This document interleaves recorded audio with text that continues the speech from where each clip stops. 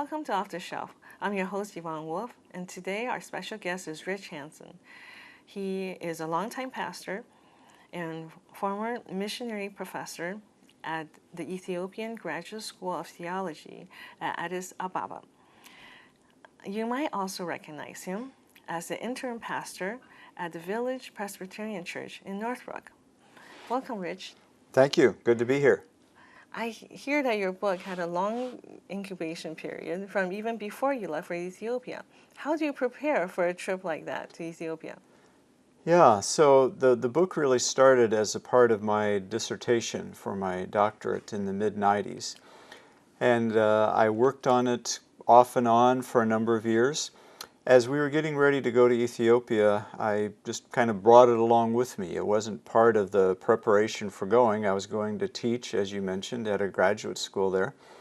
And while I was there, it kind of surfaced again. So I began to work on it, and ultimately, through some connections, found a publisher while I was in Ethiopia. Wow. It's often like that. Writing a book is like cultivating a seed, isn't it? You start from something and it just grows as your life experience take you. That's right. And particularly there, my book is called Paradox Lost, Rediscovering the Mystery of God. And so I'm writing about biblical paradoxes and how they can help us comprehend who God is in a much bigger and grander and more awesome way. And I actually had many experiences in Ethiopia that allowed me to delve more deeply into that had I remained in America. You know, when you get outside of your context, you see your world in a completely different way. And so having the opportunity to write in a developing culture really helped me see things in a new way, and it made it a better book, I think. And you have always taught part-time, and you always wanted to teach full-time, is that it? I've taught part-time while I was a full-time pastor for many years in California, and then the opportunity to teach as a missionary arose, and our kids were out of the home, and we were empty nesters, and it seemed like if we were ever going to do something crazy like go to Africa, Right. this would be the time. And so it was really a tremendous blessing for 4 years because we were involved in the one graduate school for all of the different Protestant denominations in Ethiopia. So I say it was kind of the Harvard of Ethiopia. It was the best of the best students from all these different streams coming into just one school. So it was very challenging and very rewarding. So who were your students? Were they pastors too, right? Mm-hmm. Some were pastors. The school I taught at had 5 different master's programs. And I taught theology in all of those different programs. And so some were pastors wanting more training to teach in Bible colleges, for example. Others were in our leadership development program. Others were in an actual HIV/AIDS program. Our school is one of the only schools in Africa that had a master's degree in HIV and AIDS. And as you know, that's a huge, huge public health problem all across Africa. So I had doctors, nurses, lawyers, bankers, all gamut across the spectrum of occupations who were studying theology to do a better job serving God in their particular occupation, as well as teaching pastors and Bible school teachers. So was it your first choice to go to Ethiopia, or was there other, you had to apply for other countries, or how does that work? It was our first choice, primarily because of the teaching position. It was the opportunity to teach what I wanted to teach in a developing context where in the church in the developing world is growing so fast and really needs teachers. And so it was able to meet a wonderful need by going there. And have you been to Ethiopia before, or how did you prepare mentally? And I guess, how do you prepare for a trip like that? No, we'd never been there before. I tell people that it's in the Bible when God calls Abraham to leave his country, he says, I am sending you to a land you do not know. And I felt like Abraham. You know, we were being sent to a land we did not know. We really knew nothing about where we were going or what life would be like or really much of anything, where we would live, what we would eat. So it was a big adventure in those ways. As far as preparation goes, I remember getting lots of shots. I think we Yes. got every kind of shot you can possibly get for every disease. We also did some cross-cultural study. Oh, good. Our denomination, the Presbyterian Church USA, had about 3 weeks of training before we left, and so that was pretty intensive study in different aspects of what it means to work and live in a different culture.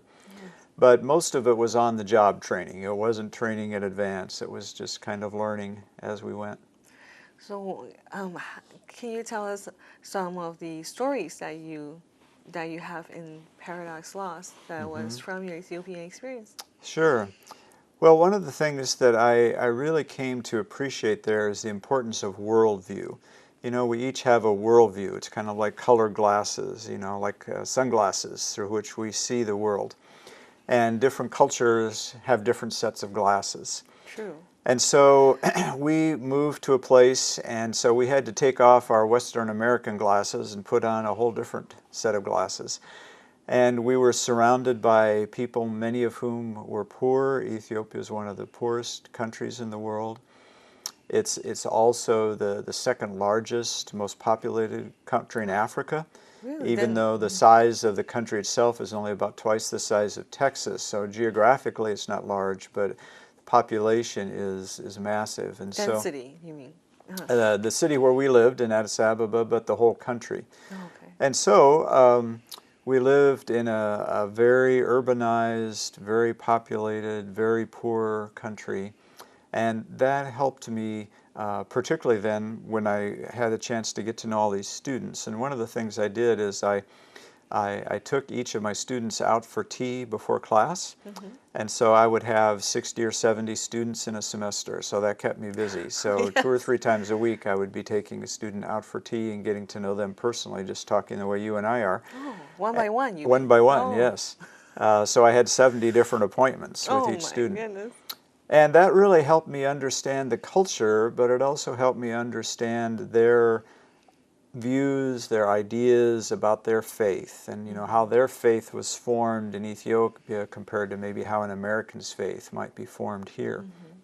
And all of those things, I think I managed to find a way to put into the book, because the book is about biblical paradox. An example would be the Trinity, that God is Father, Son, and Holy Spirit, and so God is one and yet God is three. Or another classic paradox is Jesus Christ is fully God and fully human. Right. And so how do we understand that? How it's hard for us to comprehend. It seems like there's a disconnect there somewhere. Well, I came to understand that paradox is true in lots of different cultures, not just in our culture. And through living in a different culture, as I said earlier, I was able to see some things in new ways, and that helped me, I think, be able to write in a way that would hopefully help people kind of use these paradoxes, I say, rather than trying to solve them, because our minds can't really solve them, they're kind of beyond us. Right. So rather than try to solve them, I try to have them be windows through which we can look through them, and as we look through them, we see this mysterious God that we can't understand, that's beyond human comprehension. So why did you find that was paradoxical perhaps about Ethiopia? Well, one of the things is that because it's a poor country, there is much less focus on Material things, material perhaps? things, and particularly the environment. I mean, here the environment is a big concern because we want to protect the environment and help the environment. There, the environment is very low on their list of concerns, because just The basic needs, keeping right? body and soul together is a much more important need. And so there's also a very strong spiritual revival in Ethiopia. It's hard to believe, but by 2050 it's predicted that Ethiopia is going to be the 3rd largest Christian nation in the world. And so because of that, the church is growing very fast, people are coming to faith, and so that level of spiritual intensity, I guess you could say, was very helpful to me, because it isn't quite that way here in America. Yes. So there were lots of things. Some of them, like the ones like the Trinity or Jesus, I think cross all cultures. You know, they're paradoxical in every culture. Yeah. Other things have more of a concentration with a particular culture, and so I was able to kind of see both sides of that. Do you find that countries where we find perhaps poor, the people are actually more generous with each other? They're more willing to share resources, perhaps? Sure, we would see that all the time. When people didn't have very much, they were willing to share everything they had because everyone was in the same boat, I guess you could say. And so that's the kinds of things that we Americans can learn so much from another culture. Many people don't have the chance to go to a developing culture. You know, they might go to Europe or, Right. you know, on tours or the typical holiday destinations.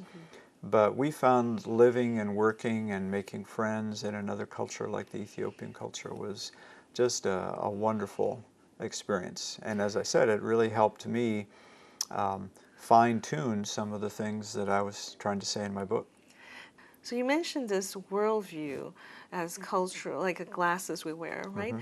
How could you compare your Ethiopian worldview with ours? Sure. Well, one of the stories I tell in my book is about birds, actually. When we went to Ethiopia, we thought people who were bird watchers were a little nerdy. You know, we were not very interested in birds. But when we got to Ethiopia, suddenly we were surrounded by all of these birds that were just so fascinating. They're so much more colorful than the birds we have here. We saw birds we would never have seen in our lives, like vultures and all kinds of exotic birds. In fact, Ethiopia has over 80 species that live only in Ethiopia. Because it's so high, perhaps, Yeah. right? And so anyway, we became these very avid bird watchers. But we found out that one of my faculty colleagues, when he saw that we were interested in birds, we would go on these hikes together, and my wife had this bird book. And he was also a professor at the School of Theology, and so he called her bird book her Bird Bible. And he said, you know, Marilyn's always referring to her Bird Bible, and he would always tease her about that. And then he told us the story when he was growing up. His job as a little kid was to throw stones at the birds to keep them away from the crops. And so in his worldview, birds were just a pest. They were just something that might eat their food. And so they had to be ones that you were protected from. Right. But you would never think of just enjoying looking at birds or studying birds or reading about birds in a book. And so it was just a very clear example to me of the difference in worldview. You know, we grew up in a society where birds were never pests. Where he grew up in a society where birds were always pests. So he had no interest in birds. So that's just an interesting worldview contrast that we experienced. Yes, the birds were a force of nature that they have to wrestle with. Yes, whereas we were just looking at birds as the plumage and a blessing of nature. Yes. Now you said that Ethiopia was densely populated. Was it mostly Ethiopian people, or were they also from different parts of Africa that were moving in? Yeah, mostly Ethiopian. Okay. Ethiopia is bordered by Sudan on one side to the west, and there are a lot of refugees coming from Sudan now because of the conflict in Sudan. Yes. And it's bordered on Somalia to the east, and there are some refugees coming there too. But for the most part, it's Ethiopian. There are 80 different ethnic groups in Ethiopia that speak 80 different languages. So it's a very diverse country just within itself. Yes, I didn't expect that myself. Now, I have found in my personal experience that when we travel, I become much better at geography. Did you feel that way too as an American outside America? Yes, we learned a lot about geography. I mean, we could find Ethiopia on a map before we went, but not much else. And so one of the things that was amazing to us is that Ethiopia has some of the highest mountains in Africa, which we didn't know. It's called the rooftop of Africa, actually. we had a chance to go hiking in those mountains above 12,000 feet. I mean, Wow. higher than most mountains in North America for sure. And it also has some of the lowest places on Earth. The Danakil Depression is far, far lower than the Dead Sea, for example. Amazing. And some of the oldest human remains that have ever been discovered. You might remember Lucy, the famous skeleton was discovered. Primates, yeah, type, yes. And we didn't see Lucy. We saw a mock-up of Lucy in a museum. The real Lucy is too fragile now to actually be in a display case. But how fascinating. yeah, so we had so many wonderful learning experiences there. So you were there 4 years, right? Yes. 2010 to 2014. That's right. And are there seasons? Are there seasons too, as well as here, or is it too hot to be? Yeah, distinguished? where we were, there was a rainy season during our summertime. So it would start in May and go through September, and it would rain a lot, pretty much every day, at least a little bit. And that would also be the colder season. And then the rest of the year would just be warm. We lived up in the mountains because Addis Ababa is on the side of a mountain. So we lived above 8,000 feet. So it was pretty high. And therefore, it was beautiful weather. It was 70 degrees year-round. It was like California weather. Wow. In fact, it's better than California weather because we lived in a desert in California where we were. So we, as Americans, and we were this way before we went there, we kind of think of Africa from seeing TV movies where there's lions everywhere and elephants, and it's really, really hot. But where we lived, it was beautiful. So tell us a little bit about the process of writing. Did you find was it easy to start with an outline, or did you find that the story flowed as you work on these central topics? Sure. So, Yvonne, the basis of my book, as I mentioned, is biblical paradox, and I just gave you a couple examples, and there are many more. And I discovered in my research 3 different genres or orders of paradox. A paradox is basically when you have 2 ideas that are kind of in tension with each other. Yes, conflicting. Conflicting. Yeah. So like God is 3, God is 1. So right. Those seem like conflicting ideas. And through my research, I've found that there are 3 different ways that paradox work with that tension. And so once I discovered that, then that became a natural way of organizing the book. So there are 5 parts to the book. There's an introduction where I basically just talk about why paradox is baffling to us, and yet it's attractive to us at the same time. We want to understand, we want to figure out. It's kind of like that piece of tape on your finger. You know, you keep shaking it, trying to get rid of it, but it's still there, and so you kind of keep wrestling with it. And then the 2nd, 3rd, and 4th basic sections of the book all deal with one aspect of paradox.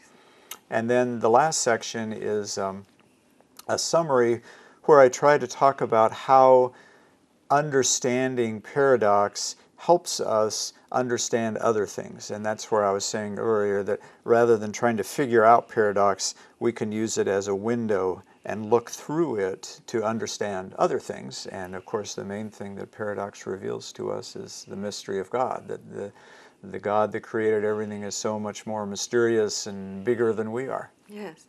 And I also find that paradoxes make things easier to remember, right? Like the mustard seed, you just remember it so much clearly when you have an opposition. Yeah, that's right.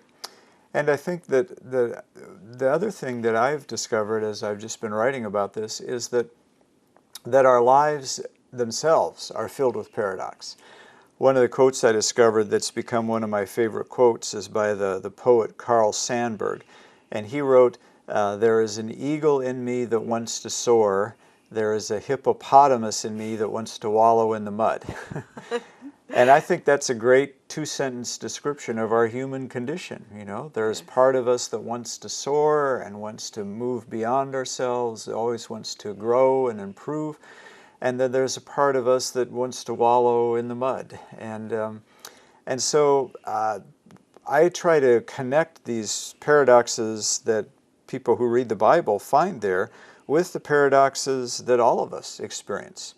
Whether you are a Christian or not, whether you've ever read the Bible or not, just the fact that we're human beings. I think we live in a paradoxical life in many ways. Yes, we do.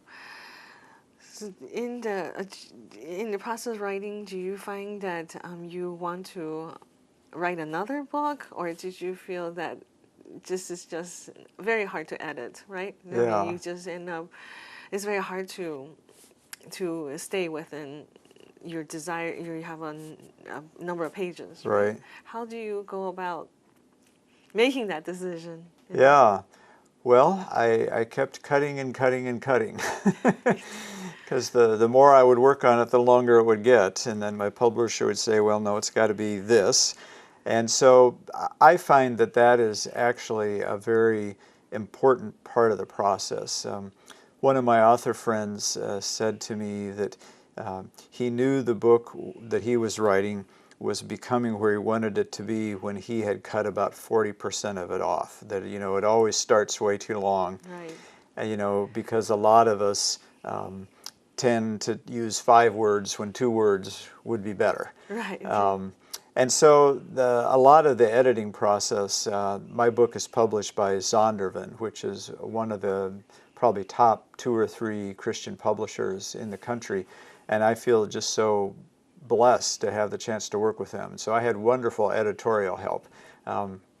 But I still had to do a lot of it on my own. And it was kind of like, after a while, you know, every sentence you've written becomes like your child. And so it's like giving up your child to cut that sentence out. But Right. eventually you have to do it because that's the only way the book can be improved. You know, it needs to be slimmer and slimmer and slimmer. Yeah. And that's also why I wonder if you save it for the next book or another product, you know, that is probably easier to deal with than just cutting it out. Yeah, right. Um, Well, my book is called Paradox Lost, you know, Rediscovering the Mystery of God. Someone told me my next book should be Paradox Found. And so maybe all of those parts that I cut out I can put in that next one. I don't know. Is there an audio version of this book? There's not an audio version. There's a Kindle version. Okay. And so the Kindle version is on Amazon. Maybe some of our audience would like to know, how do you make your hardbound book into a Kindle version? Do you have to go through, who helps you do that? Is it Kindle? I mean, who is? Yeah. Isn't Kindle owned by Amazon? Yeah, Kindle is the reader that Amazon sells. Zondervan, the publisher of my book, somehow produces it in the way that Kindle can be used. I see. And other reading platforms like Kindle. And I don't think it's exclusively just Kindle. How they do that, I have no idea. Okay. All right, so it's not something you decide. It's the publishers who make that decision. That's right. Well, that's interesting because some of our viewers, they do want to explore how to put their book in different formats, and where where their book would be sold has a lot to do with the publisher. Right. So how did you find this publisher, or did they approach you? Yeah, that's a great story. So you asked me for stories, so Yes, this is a story. Before we ever went to Ethiopia, as I mentioned, I'd been working on this book, and so I would work on it a while, and then I'd put it on the shelf and work on it again. And while we were in Ethiopia, the Christian graduate school that I taught at had an annual lecture series. And so once a year, a professor from America would come and give lectures as a guest lecturer. Well, one year, someone actually came from Wheaton College right here in Chicago. And because I was the only American on the staff and he was an American, it was my job to kind of welcome him and show him the ropes and show him around. So we became friendly with one another, and as he was leaving, I gave him my 2-page book proposal and just said, you know, I've been working on this book, and he'd published a lot of books. Would you mind just looking at this and seeing how I can improve it? You know, what are publishers looking for? How could I make this better? He graciously said, sure, I'd be glad to do that. I gave it to him, and so this was in April and didn't hear for months. And then in about August, out of the blue, I got an email saying, well, I've given your book proposal to Zondervan and one other publisher, and you might be hearing from them. Oh. And so I just asked him to give me some feedback, yes. and completely on his initiative, he had passed it on to Zondervan and another publisher. And then a few weeks after that, I got an email out of the blue from Zondervan. Well, we've got your proposal and we're interested, and our editorial committee is looking at it. And a few weeks later, I had a contract. So it was, I believe those kinds of things aren't by coincidence. I believe, Right. God was involved in that somehow. Yes. God was the A one. blessing. Yes, it was definitely a blessing. So I take no credit for that. It all happened around me. It happened in spite of me rather than because of me, I'm sure. Yeah. Well, thank you, Rich, for being on our program. Thank you. It's been my pleasure. And thank you for watching. Join us next time on Off the Shelf.